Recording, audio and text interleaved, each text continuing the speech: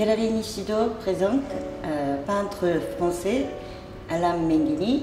L'exposition commence le 23 février jusqu'à 25 mars.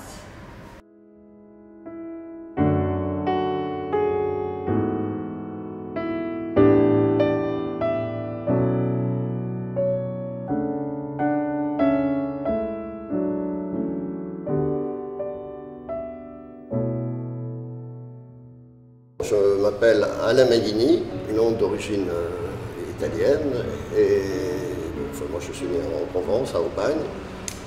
Pour parler de cette exposition, pour parler de ma peinture, il n'y a pas un thème particulier, mais ce qui donne, à mon avis, cette unité, c'est la présence de choses qui me sont très très proches, c'est-à-dire les êtres chers, les animaux familiers, mon chien, mes chats, mon jardin, et ça reste un monde très très très clos.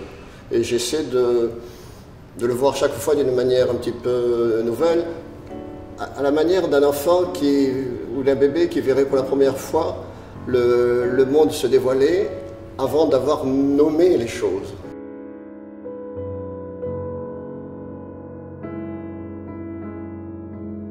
Et il m'arrive parfois d'utiliser des produits un petit peu différents, c'est-à-dire de caper la toile avec de l'essence, de repeindre au dos de la toile pour qu'il y ait des transparences et que la toile elle-même, la toile de lin revenue sans sa préparation, reprenne une couleur, comme si elle a teinté par derrière. Enfin, il y a toute une sorte de variété, mais à un certain moment, c'est la toile elle-même qui me guide, et pour aussi le choix des formats.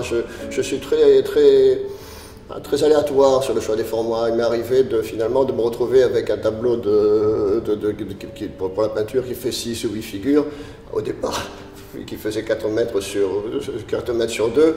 Et en plus, ce qui est resté, ça a été peint au dos. Donc finalement, il y a quand même une grande liberté de technique.